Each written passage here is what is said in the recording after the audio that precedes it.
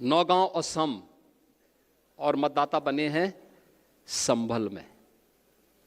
क्या मतलब है? तो मैंने कहा तब तो ये कई पीढ़ियां देख चुके होंगे भाई। आप मुझे बताओ, अगर सबसे बड़ा व्यक्ति 90 साल का होगा तो इताई उससे पहले तो कई पीढ़ियां होंगी, वो तो पूरा गांव ही एक परिवार बसा देगा। एक सज्जन का नाम था, उसकी उम्र 20 साल, उसके पिता की उम्र 30 साल और उसके ग्रैंडफादर की उम्र 40 साल।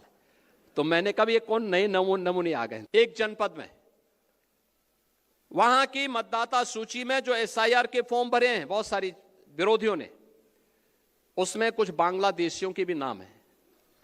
तब केवल 1/4 मेहनत आपको विधानसभा चुनाव में करना होगा और धड़ल्ले के साथ 3/4 सीट भारतीय जनता पार्टी और गठबंधन के प्रत्याशी उत्तर प्रदेश में जीतेंगे। कोई संदेह इसमें नहीं होना चाहिए। एक जनपद में वहां की मतदाता सूची में जो एसआईआर के फॉर्म भरे हैं बहुत सारी विरोधियों ने, उसमें कुछ बांग्लादेशियों के भी नाम है। आप मुझे बताइए, एक जगह तो यह भी मैंने देखा, एक सज्जन का नाम था, उसकी उम्र 20 साल, उसके पिता की उम्र 30 साल और उसके ग्रैंडफादर की उम्र 40 साल। तो मैंने कहा ये कौन नए नमूने आ गए। देखो, आप जब देखेंगे तब आप मुझे बताइए 10 साल की उम्र में किसी का बच्चा होगा क्या? लेकिन यह भी फॉर्म भरा गया है।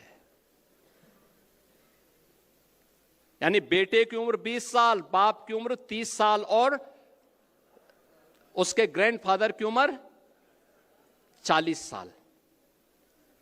तो मैंने कहा तब तो ये कई पीढ़ियां देख चुके होंगे भाई। आप मुझे बताओ, अगर सबसे बड़ा व्यक्ति 90 साल का होगा तो इताई उससे पहले तो कई पीढ़ियां होंगी, वो तो पूरा गांव ही एक परिवार बसा देगा, एक ही परिवार गांव बसा देगा। हमें इस समय उसको देखना होगा। यह भी फर्जी हुआ है। नाम कहां से? पश्चिमी, यानी उसमें दिनेजाकपुर, नौगांव असम और मतदाता बने हैं संभल में। क्या मतलब है?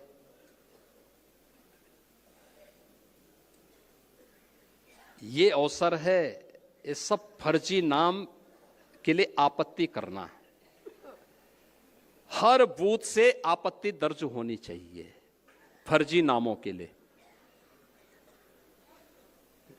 जो छूट गए हैं एसआईआर के लिए 12 दिन का समय अभी बाकी है।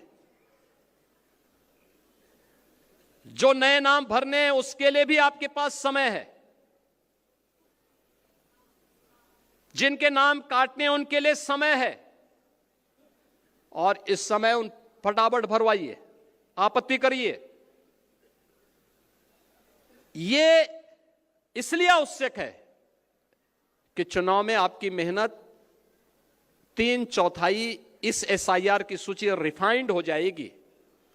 3/4 मेहनत आपकी पूरी हो गई, तब केवल 1/4 मेहनत आपको विधानसभा चुनाव में करना होगा और धड़ल्ले के साथ 3/4 सीट भारतीय जनता पार्टी और गठबंधन के प्रत्याशी उत्तर प्रदेश में जीतेंगे।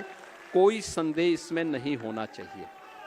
लेकिन मेहनत आज करनी पड़ेगी, आज मेहनत करनी पड़ेगी।